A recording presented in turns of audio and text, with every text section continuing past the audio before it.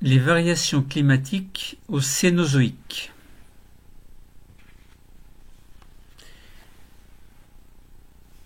Nous poursuivons notre étude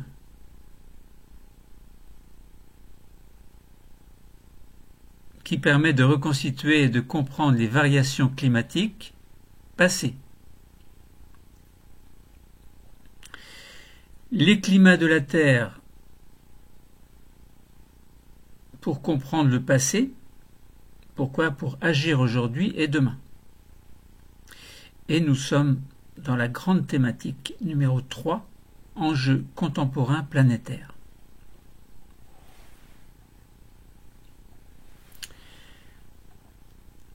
Alors essayons de comprendre ces variations climatiques au Cénozoïque pour mieux protéger notre planète aujourd'hui.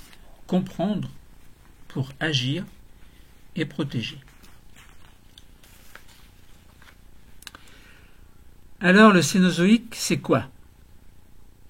Eh bien, il part d'environ, il y a environ 65 millions d'années. Vous vous souvenez? Quand la météorite est tombée sur la Terre et a anéanti, entre guillemets, les dinosaures. Donc c'est la période qui va globalement de moins 65 millions d'années à aujourd'hui. Le Cénozoïque, il englobe le Tertiaire et le Quaternaire. Alors, je ne vais pas aller trop vite parce que c'est un cours assez compliqué. Enfin, assez compliqué.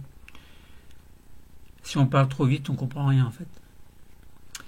Alors, dans le Cénozoïque, on a le Paléogène et le Néogène. Et dans le Quaternaire, on a le Pléistocène et l'Holocène. Le Paléogène du Cénozoïque va environ de moins 65 millions d'années à moins 23 millions d'années.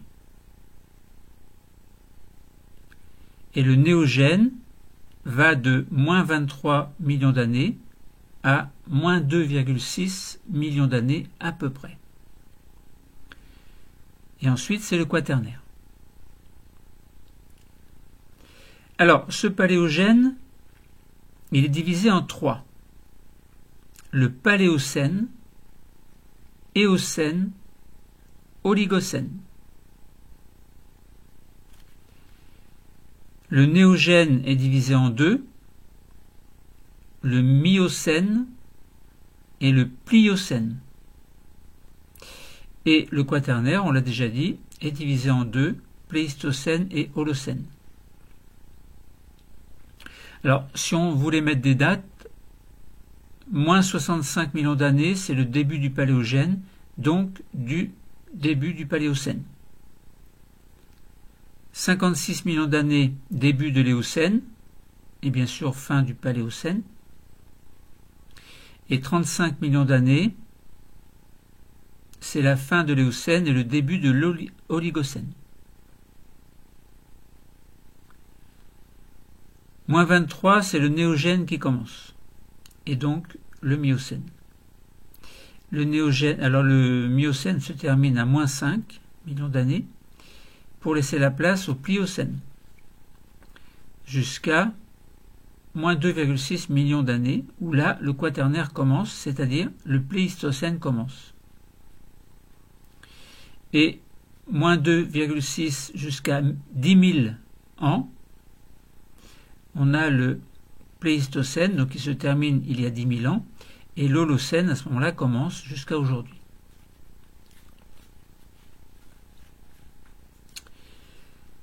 Donc, variation climatique au Cénozoïque, vous voyez, on va remonter loin dans le temps, jusqu'à moins 65 millions d'années, parce que, alors pourquoi est-ce qu'on remonte si loin? Alors, il faut remarquer que les forages glaciaires ne permettent pas de remonter à des âges supérieurs aux millions d'années. À ce moment-là, on va voir 3 autres méthodes tout à l'heure qui permettent de remonter au-delà du million d'années. Parce que vous voyez, 1 million d'années, jusque-là, dans les autres cours, on a travaillé inférieur à 1 million d'années pour retrouver les variations climatiques.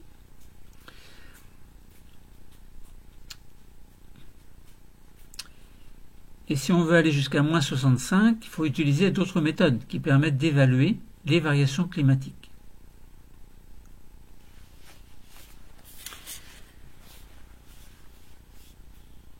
Donc, variations climatiques, comment reconstituer et expliquer les variations climatiques sur cette longue période de temps qui s'étale globalement de moins 65 à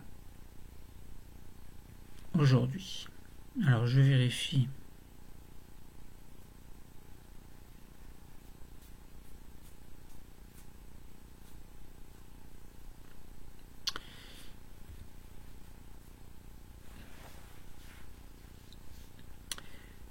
Globalement, à l'échelle du Cénozoïque, et depuis 30 millions d'années, les indices géochimiques des sédiments marins montrent une tendance générale à la baisse de température moyenne du globe. Ça doit vous interpeller, parce que là on parle de réchauffement climatique et on dit que depuis 30 millions d'années, globalement on a plutôt un refroidissement. Donc ça veut dire qu'il faut raisonner sur les grands cycles. On est dans une période de grand refroidissement. Mais le réchauffement va durer sur une petite échelle de temps, très certainement. Alors, cette température moyenne du globe, elle apparaît associée à une baisse de la concentration atmosphérique d'un certain gaz à effet de serre, alors on dit le gaz carbonique ou le dioxyde de carbone, CO2, et ceci en relation avec l'altération des matériaux continentaux. Alors vous allez dire c'est bizarre parce que si on abîme des matériaux, ça fait baisser la température, ou ça fait augmenter la température ou baisser la température. Si on abîme quelque chose, par exemple des roches granitiques comme on le verra après, ça veut dire que du CO2 va être utilisé pour la dégradation, donc il y aura moins de CO2 dans l'atmosphère. Donc ça veut dire que la baisse de concentration atmosphérique qui est constatée depuis 30 000 ans, à peu près, est corrélée avec l'altération de certains matériaux des roches continentales, notamment à la suite des orogénèses du tertiaire. Donc ça veut dire que des chaînes de montagnes se sont formées. Il va y avoir une érosion. Les roches vont être abîmées, en fait, on va dire, sous l'action, entre autres, du CO2. Donc ça veut dire que le CO2 va diminuer. D'autant plus qu'il y a plus de matériaux altérés qui utilisent le CO2 pour l'altération. Donc ça veut dire que plus on va puiser de CO2, et moins il y aura de CO2 dans l'atmosphère, et plus le climat risque de se refroidir. De plus, la variation de la position des continents a modifié la circulation océanique. Donc on va voir qu'il y a des courants chauds dans les océans qui tendent à réchauffer les endroits où ces courants chauds passent, mais il y a également des courants froids qui tendent à refroidir les endroits où ils passent. Donc on va en parler tout à l'heure. Donc nous allons essayer d'exploiter des équations chimiques associées aux transformations d'origine géologique pour modéliser les modifications de la concentration en CO2 atmosphérique.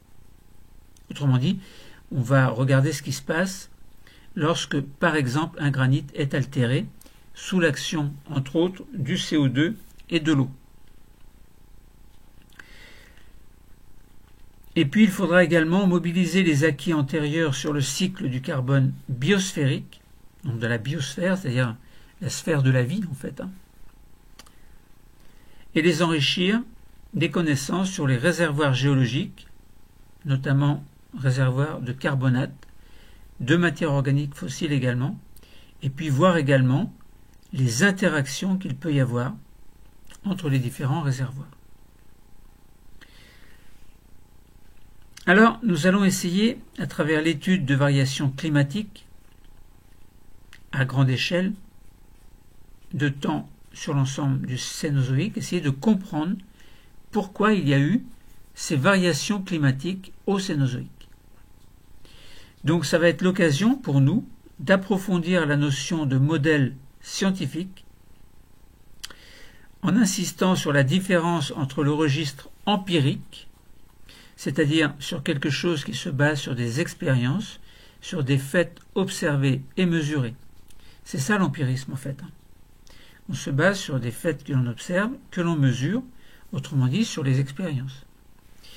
Et donc c'est l'occasion d'approfondir la notion de modèle scientifique en insistant sur la différence entre le registre empirique, dont nous venons de parler, et le registre du modèle. Le registre du modèle qui consiste à faire une interprétation des faits pour aboutir à une reconstitution volontairement simplifiée et basée sur des hypothèses. Donc ça veut dire qu'on observe quelque chose, on fait des expériences ou autres, on mesure, on est dans l'empirisme. Et ensuite, si on essaie d'interpréter ces faits scientifiques sans en être sûr, eh bien là on est dans le raisonnement hypothétique. Mais il y a des hypothèses qui sont très confortées et d'autres qui le sont moins. Alors, concernant ces variations climatiques, et toujours dans l'objectif d'essayer d'expliquer ces variations sur cette longue période qui date de moins 65 millions d'années à aujourd'hui, nous allons voir 4 points essentiels: les climats et le CO2 au Cénozoïque. Et on verra qu'il y a un rapport entre ce climat et la quantité de CO2. Autrement dit, le CO2 va jouer sur le climat. Alors, on sait bien que si le CO2 diminue dans l'atmosphère, s'il y a moins de CO2, il fera plus froid. Et s'il y a plus de CO2 dans l'atmosphère, on sera dans le cas d'un excédent d'effet de serre, il fera plus chaud. Donc, première étape, on va voir que climat et CO2 sont reliés au Cénozoïque. Deuxième chose que l'on va étudier, c'est l'altération des roches continentales et la relation avec le CO2. On verra que l'altération des roches demande du CO2 et de l'eau. Donc ça veut dire que plus les roches vont s'éroder, vont s'abîmer, puis subir l'érosion, plus il va y avoir de CO2 utilisé pour cette altération, et donc il y en aura moins dans l'atmosphère.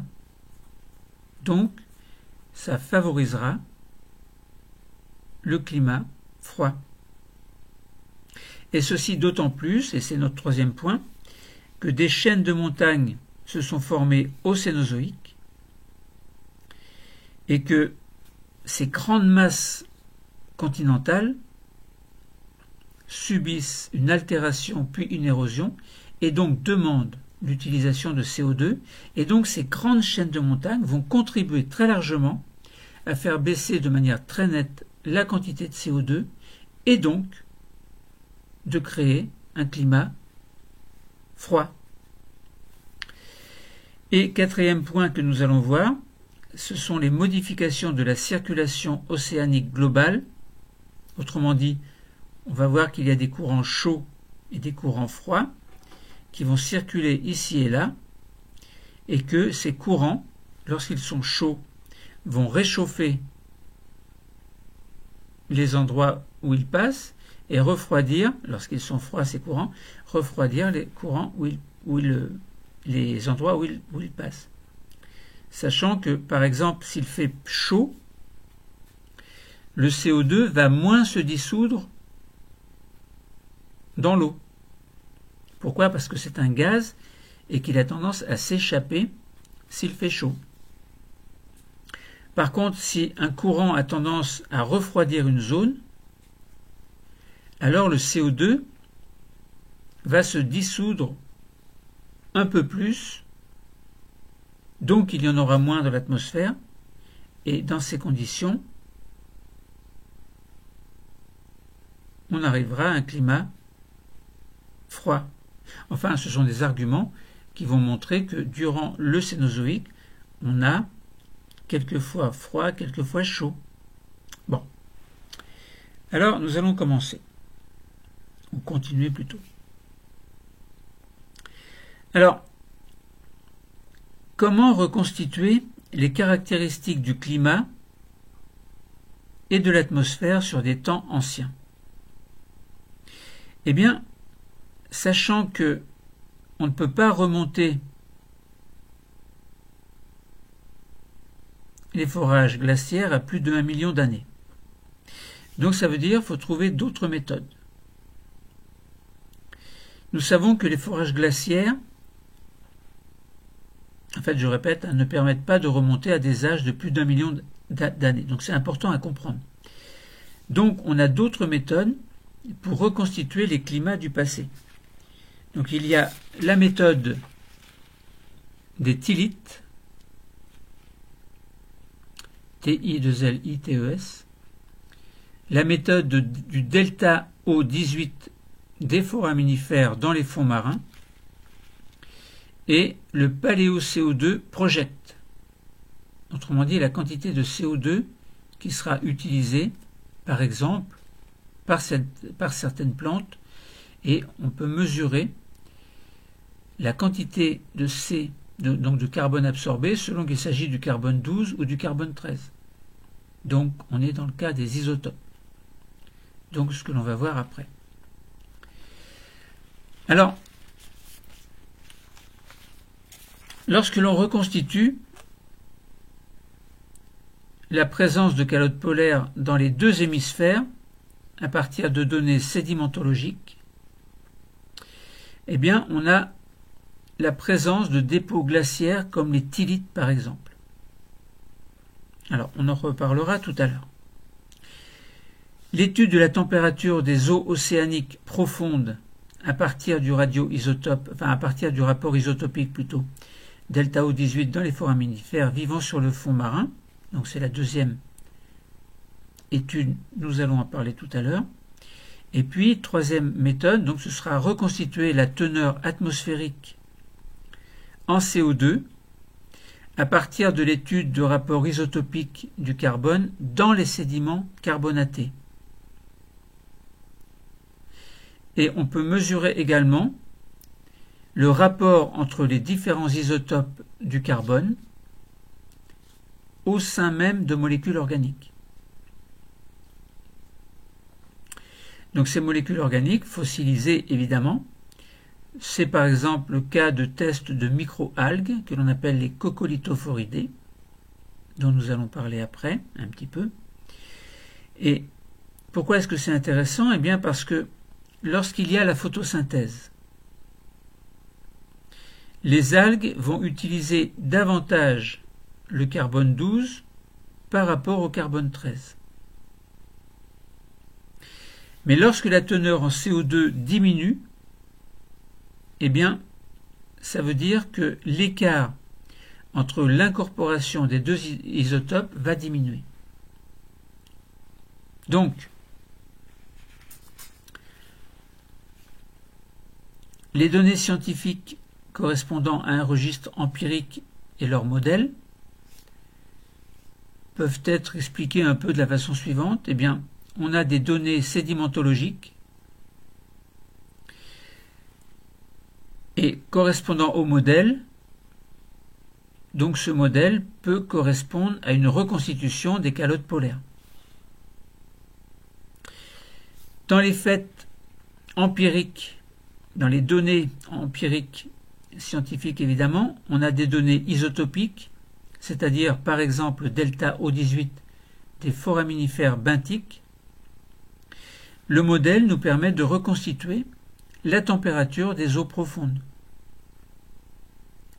Et troisième chose, lorsque du côté empirique, on a des données isotopiques du carbone dans les sédiments carbonatés, on peut alors construire un modèle hypothétique donc permettant de reconstituer la teneur atmosphérique en CO2.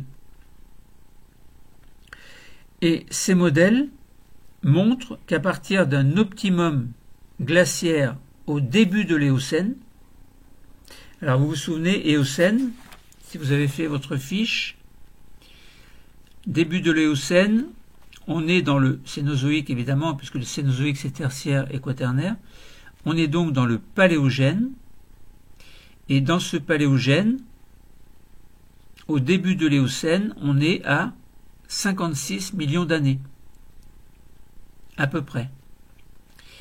Donc on constate qu'à peu près à 56, il y a eu un refroidissement progressif qui a eu lieu durant tout le restant du Cénozoïque.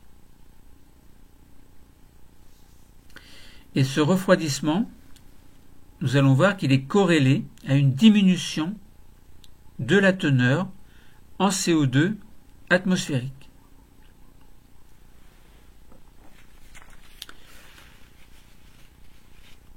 Alors, essayons de raisonner pour comprendre pourquoi à partir de cette date, la teneur en CO2 a diminué régulièrement et pourquoi est-ce que la température diminue régulièrement. Alors on sait bien que c'est parce qu'il y a moins de CO2. Bon. Alors, lorsque l'albédo augmente, on a déjà parlé de l'albédo. L'albédo, c'est globalement la quantité de chaleur qui arrive du soleil et qui va être réfléchie.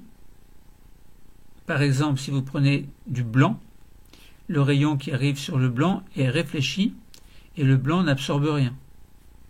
Imaginez une calotte polaire qui absorbe les rayons solaires et qui les réfléchissent.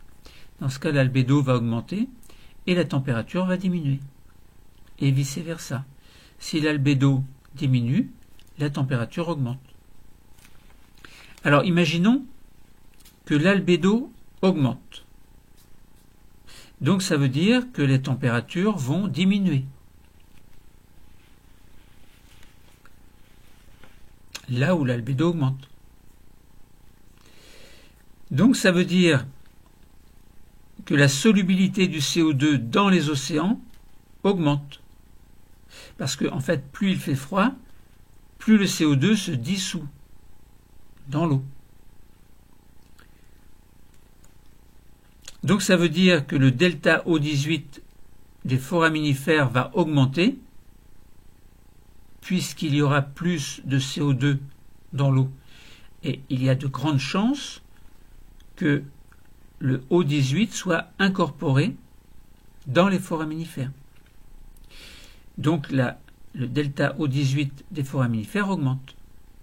Alors pour le delta O18, savoir ce que c'est, il faut vous référer à un autre cours. Donc, ça veut dire que si le CO2 océanique augmente par dissolution, ça veut bien dire que la quantité de CO2 atmosphérique va diminuer. Donc ça veut dire que la température de l'effet de serre va diminuer.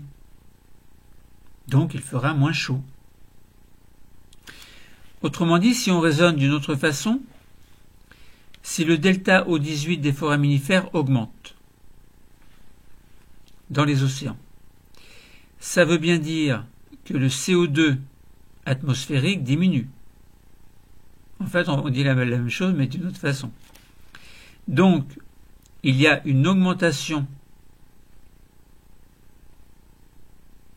dans les océans de ce CO2, Donc la température diminue aussi bien de l'atmosphère que dans les océans. Alors il y a quand même un écart de température entre la température atmosphérique et la température océanique. Donc, lorsque l'albédo diminue, la solubilité de CO2 dans les océans. Alors, lorsque l'albédo diminue, ça veut dire lorsqu'il y a plus de chaleur captée au niveau de la Terre.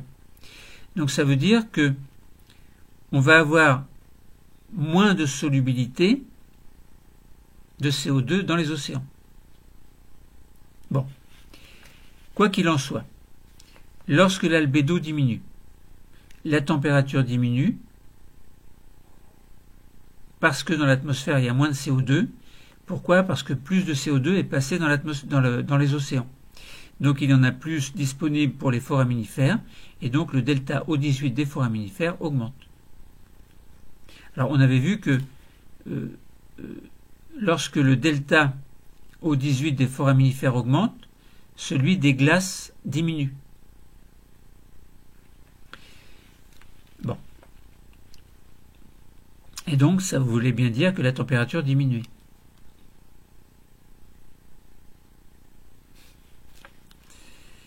Alors, concernant le climat et le CO2 au Cénozoïque, on avait dit que on ne peut pas remonter pour l'étude des forages glaciaires à plus de 1 million d'années.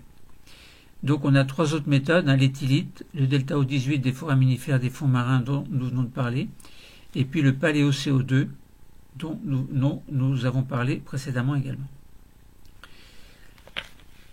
Donc ça veut dire qu'il y a, si vous regardez par exemple, vous prenez un graphe de la température des eaux profondes en degrés Celsius en fonction du temps, et de l'autre côté vous avez le delta O18 pour 1000 en fonction du temps également. Autrement dit, vous avez un graphique, vous avez l'axe des ordonnées à gauche lorsqu'on regarde sa feuille, correspondant à la température des eaux profondes, qui va par exemple de -8 à +12, et vous allez regarder sur l'axe des ordonnées qui est situé à votre droite, le delta O18 des foraminifères qui va de 5 à 0. Donc on s'aperçoit que il y a 65 millions d'années à peu près, et bien la température des eaux profondes atteignait, alors sans doute des écarts de température, était entre 8 et 12 degrés.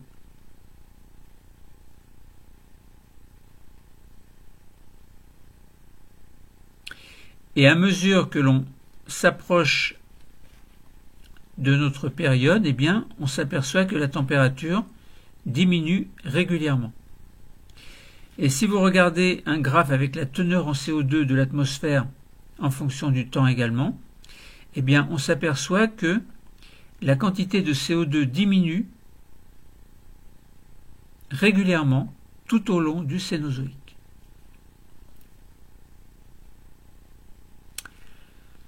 Alors c'est bizarre, mais c'est logique. Et on va essayer de l'expliquer à l'aide d'autres explications.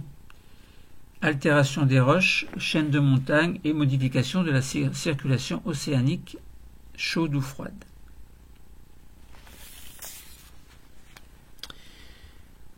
Alors, là nous allons parler de mécanismes géologiques qui interviennent dans le cycle du carbone, c'est-à-dire ce que l'on appelle l'altération des roches continentales. Eh bien, cette altération, comme nous l'avons déjà sous-entendu, a un effet sur la teneur atmosphérique en CO2. La transformation minéralogique de la roche par des réactions d'hydrolyse que nous allons détailler tout à l'heure.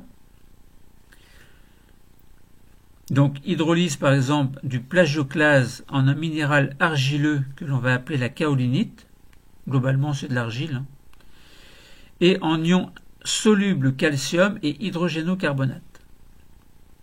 Donc je répète qu'on va voir l'hydrolyse du plagioclase en un minéral argileux que l'on appelle la kaolinite et en ion soluble calcium et hydrogénocarbonate, mais ceci, cette hydrolyse du plagioclase, ça veut dire en présence d'eau et de CO2.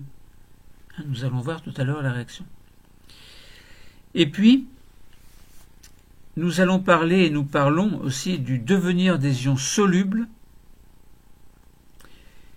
dans la précipitation, enfin qui va correspondre et qui va favoriser une précipitation chimique des carbonates qui vont produire du CO2. Donc ça veut dire qu'il y a une production de CO2 en même temps dans les carbonates. Nous allons préciser ça tout à l'heure. Mais le bilan des deux mécanismes aboutit à une consommation de CO2. Ça veut dire qu'en fait, d'une part, on va prendre du CO2 pour hydrolyser les plagioclases, et d'autre part, on va produire du CO2 lorsque les carbonates vont se former. Alors on va voir ce que ça donne. Mais avant, donc, essayez d'observer un granit altéré au microscope en lumière polarisée analysée. Essayez de voir, et puis d'avoir dans votre main un échantillon de granit altéré. Essayez de comprendre les choses. Les roches, lorsqu'elles sont silicatées, comme le granit, vont subir en surface des massifs montagneux une altération chimique. Donc sous l'effet de l'eau, qui sera plus ou moins chargée en dioxyde de carbone. Donc si vous observez bien au microscope polarisant en lumière polarisée analysée, un granit altéré, vous allez voir qu'il y a une transformation des plagioclases en de nombreux petits cristaux de minéraux argileux que l'on appelle la kaolinite. Suivant quelle réaction? Eh bien, suivant la réaction telle que plagioclase plus CO2 plus H2O va donner de la kaolinite d'une part, mais également des ions Ca2+, et HCO3-. Autrement dit, si on regarde le détail de cette réaction, on a 2 CaSi2Al2O8, un plagioclase, plus 4 CO2, plus 6 H2O.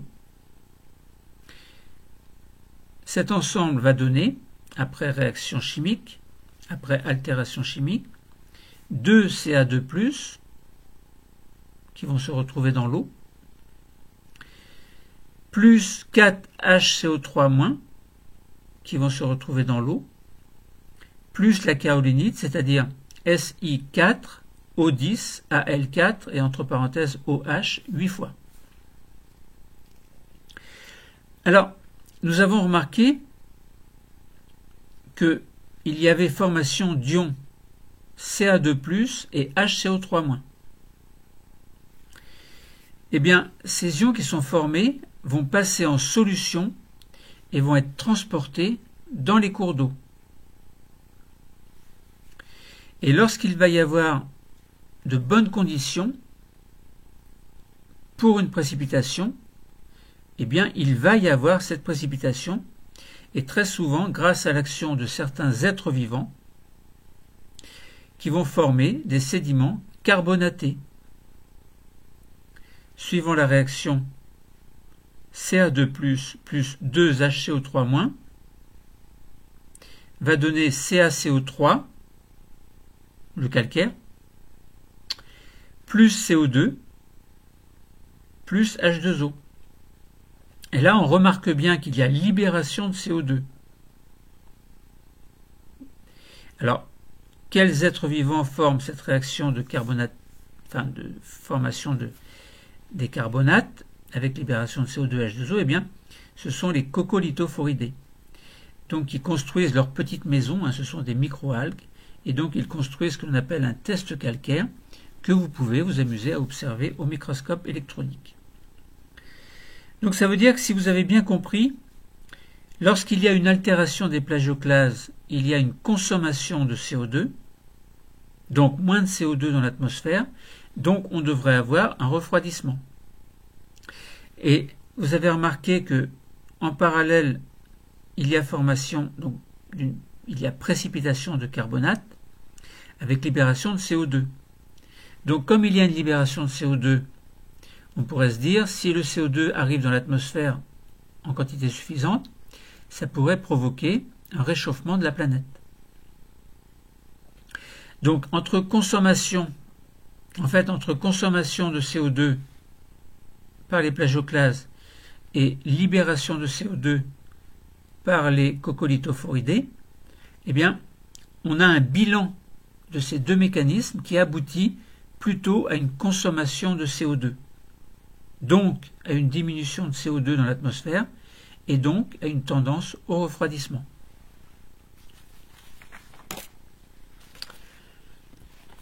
Donc ça veut dire quoi? Eh bien ça veut dire que l'altération des roches, en fait, va contribuer du fait qu'il y a du CO2 qui est pris en excès, entre guillemets, bien contribuer au refroidissement. Ça veut dire que, en fait, les plagioclases de granit altéré vont se transformer sous l'effet de l'eau chargée en CO2 en kaolinite. Je répète, c'est de l'argile, avec aussi une libération de Ca2+, et de HCO3-, qui vont pouvoir se retrouver en solution dans les eaux via la mer. Là, Ca2+, et HCO3- vont précipiter dans certaines conditions, avec notamment par des êtres vivants, donc qui vont fabriquer entre guillemets ce carbonate de calcium, donc CaCO3, avec libération, évidemment, du CO2, mais en quantité moins importante. Enfin, si on fait le bilan entre le CO2 pris et le CO2 rejeté, c'est le CO2 pris qui domine. Donc il y a plus de CO2 pris que de CO2 rejeté.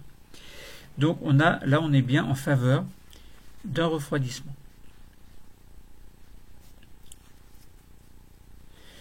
Alors, donc voilà pour certaines de mes fiches. Alors, on a dit que l'altération des roches, en fait, était consommateur de CO2. Eh bien, si on regarde l'altération à grande échelle, eh bien, on s'aperçoit que c'est l'équivalent de ce que l'on a observé à petite échelle. Sauf que, au Cénozoïque, des chaînes de montagnes se sont formées. Donc le Cénozoïque, c'est une période de réunion de grands blocs continentaux et de formation de chaînes de montagnes, dont les principales forment la ceinture orogénique alpine, que nous avons déjà étudiée dans un autre cours. Et lorsque ces reliefs montagneux se forment, ils sont tout de suite soumis à l'altération, ça veut dire en abîme, et à l'érosion, ça veut dire que ces produits d'altération vont se trouver enlevés très souvent par les cours d'eau.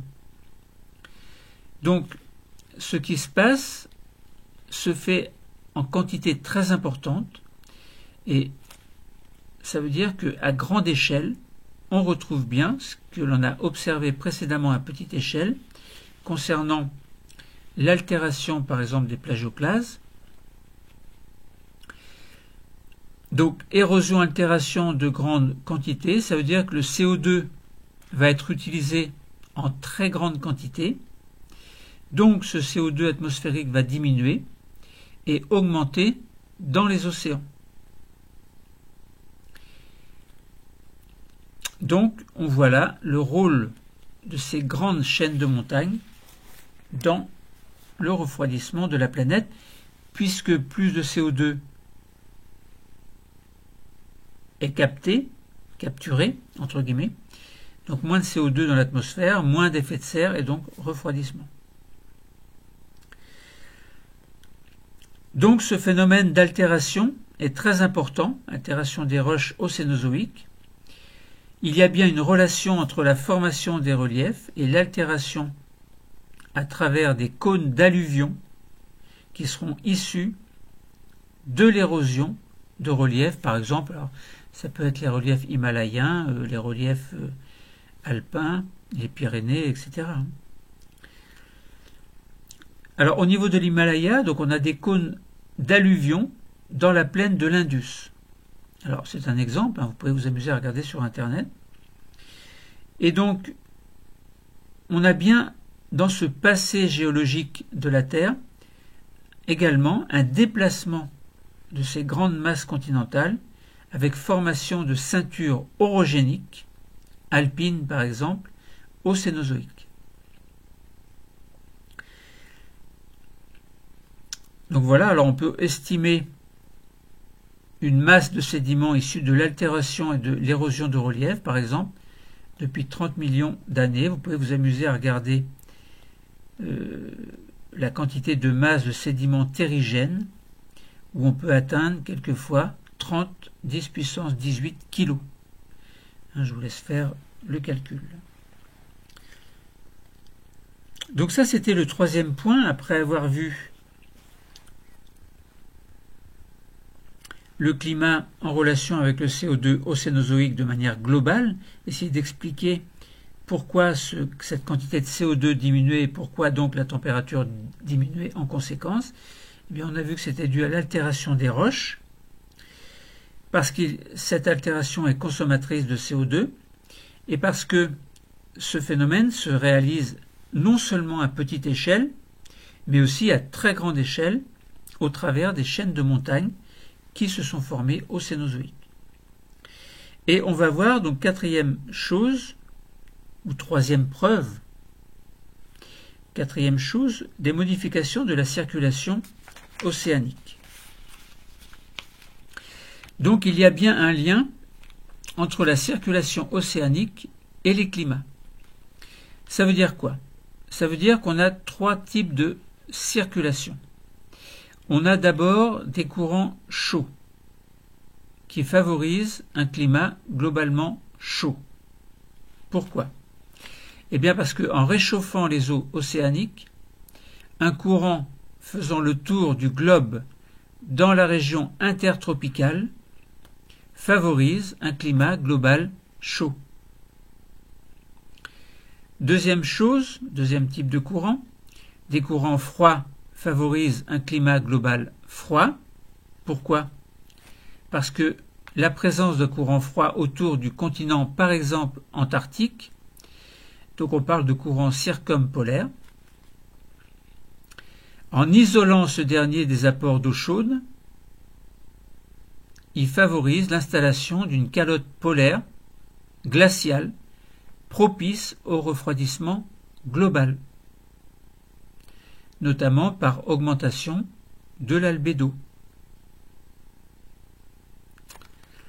Et troisième chose, troisième courant, donc des courants indépendants, nord-sud, qui favorisent un climat global froid. Pourquoi? Parce que l'existence de courants indépendants, de direction globalement nord-sud, alors on pourrait presque parler de courants méridiens, eh bien, l'existence de ces courants indépendants accentue les différences de température en fonction de la latitude, ce qui est favorable à l'installation d'un refroidissement global. Donc vous voyez que si on modifiait ces courants à grande échelle, eh bien ça veut dire qu'on jouerait sur les climats.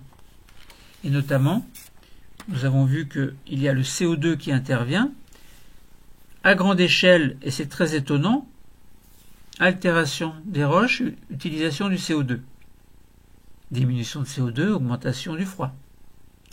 En même temps, les courants océaniques, courant chaud réchauffe, courant froid refroidissent. Alors s'il y a un albédo à un endroit qui est déjà fort, parce qu'il n'y a pas, admettons, un albédo de 100% sur de la glace blanche, eh bien ça veut dire que si en plus on a un climat, on a de l'eau froide qui arrive autour de ce glacier par exemple, eh bien ça veut dire que ça accentue encore le froid. Ça veut dire que le froid appelle le froid et le chaud appelle le chaud. Bon.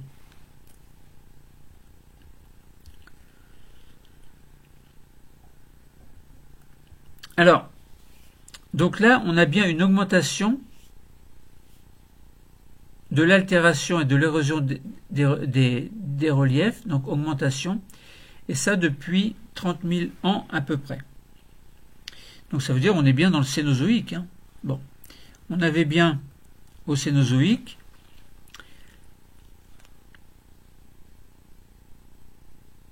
oui, non, je voulais répéter, je voulais expliquer quelque chose que j'ai déjà expliqué, donc c'est pas la peine. Alors, finalement, on arrive à la fin de notre étude et si on fait un bilan général, depuis le début de l'Éocène, alors l'Éocène, si vous avez du mal à vous souvenir les dates, eh bien vous prenez votre feuille, 35. Voilà, Éocène 35, ça y est, vous avez trouvé, moi aussi. Depuis le début de l'Éocène, un refroidissement progressif du climat d'environ 16 degrés Celsius, avec formation de calottes polaires, dès la fin de l'Éocène. Alors, dès la fin de l'Éocène, ça veut dire quoi? Où est-ce qu'on arrive? Eh bien, on arrive à 35. Donc dès la fin de l'Éocène pour l'hémisphère sud et au Pliocène pour l'hémisphère nord.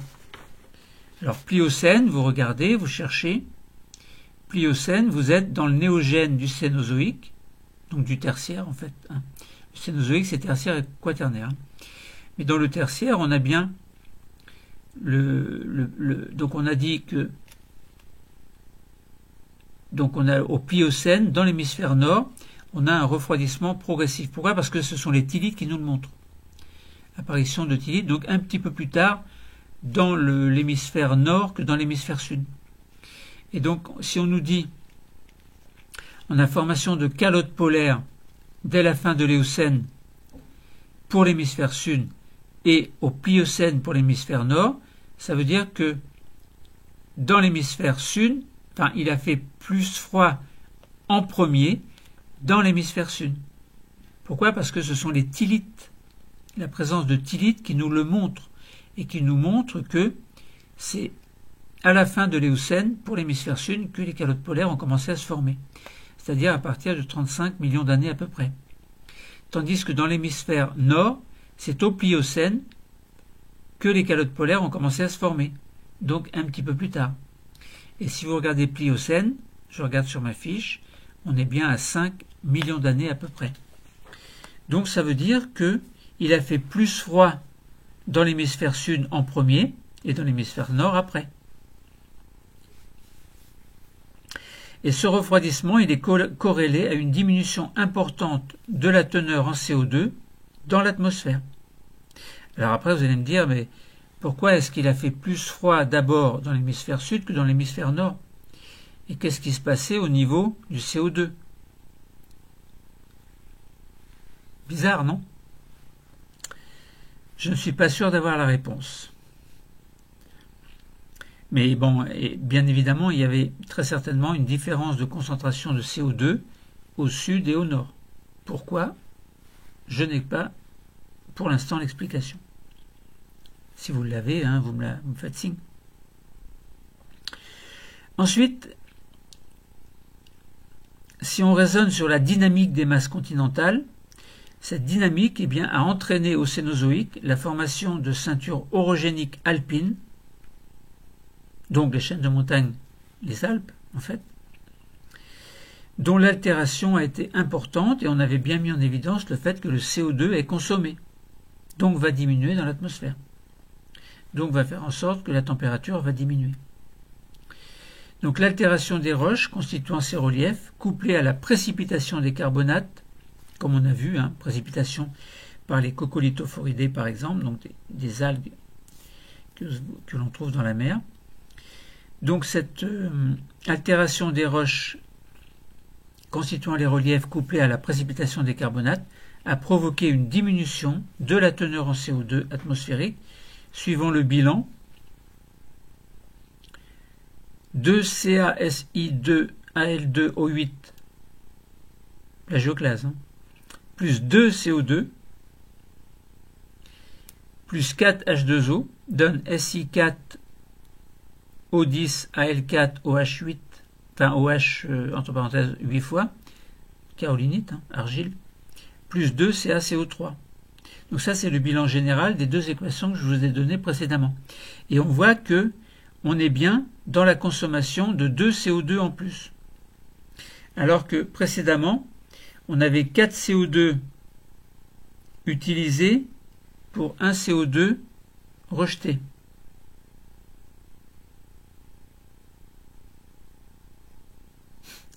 Deux CO2 rejetés. Parce qu'il faut multiplier la réaction par 2. Donc on a bien 4 d'un côté et 2 de l'autre. Donc on est bien en faveur de la consommation globalement pour une réaction chimique de 2 CO2. Alors vous imaginez des milliards et des milliards de réactions chimiques de ce type. Donc il y a des milliards et des milliards de CO2 consommés, multipliés par 2. Donc ça veut dire que beaucoup moins de CO2 va se retrouver dans l'atmosphère.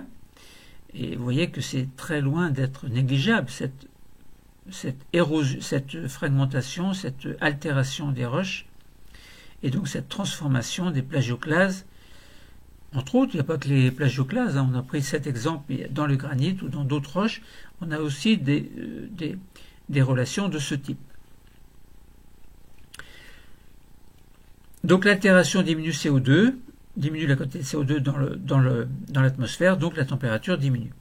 Et on comprend mieux pourquoi durant le Cénozoïque, au niveau de ce Cénozoïque, il y a eu des formations de chaînes de montagnes, altération globale, et donc ça veut dire moins de CO2, c'est pour ça qu'on a un refroidissement global, qui se poursuit d'ailleurs aujourd'hui.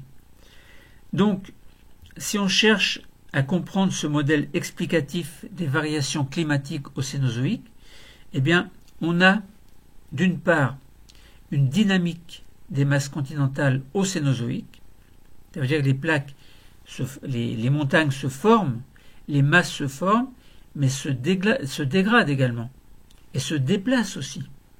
Bon, si l'on parle de la tectonique des plaques, évidemment, on comprend bien qu'il y a tout autour de la Terre beaucoup de chaînes de montagnes, beaucoup de déplacements de plaques lithosphériques.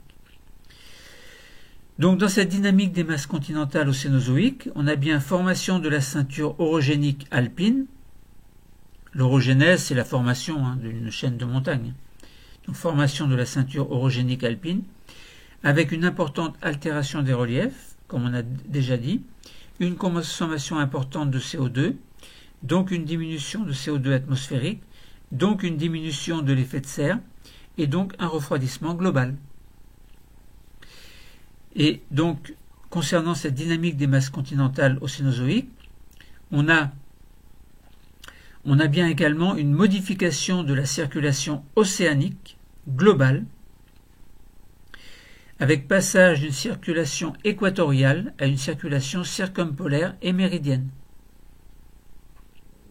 donc qui contribue également au refroidissement global, puisqu'on avait vu qu'il y a deux types de courants froids et un type de courant chaud, donc c'est plutôt en faveur du courant froid, donc du refroidissement.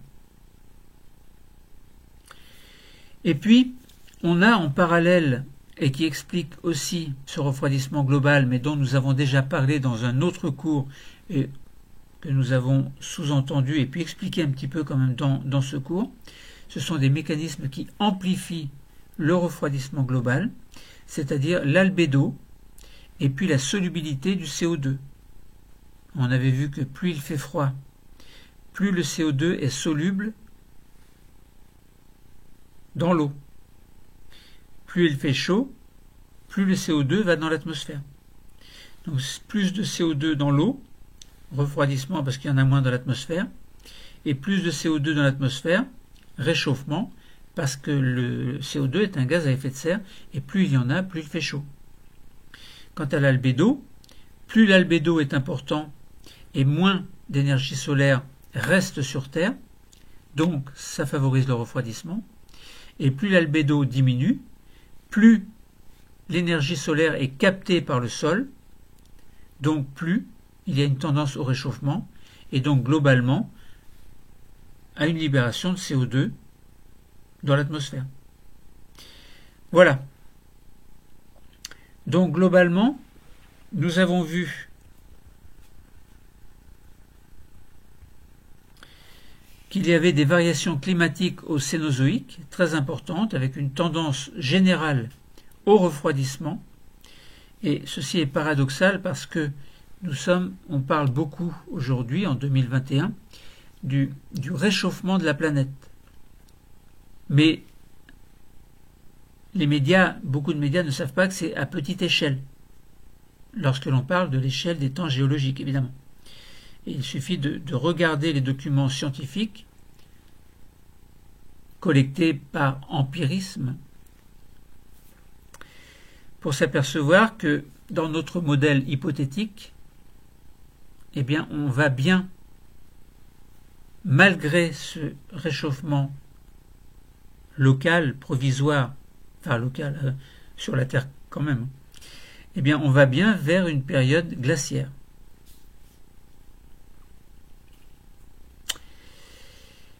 Donc voilà. Donc ça nous permet bien on a bien reconstitué les variations climatiques passées au cours du Cénozoïque, donc moins 65 millions d'années à peu près. Ça nous permet de mieux comprendre ce passé. Pourquoi ? Eh bien pour mieux agir aujourd'hui, mieux agir demain également, et nous sommes bien dans les enjeux contemporains planétaires. Et le cours est terminé. Merci.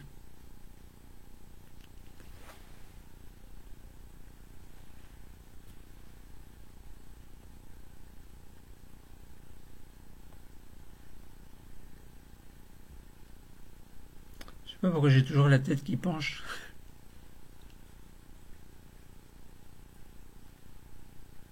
Bon, ça c'est pour la photo finale. Bon allez.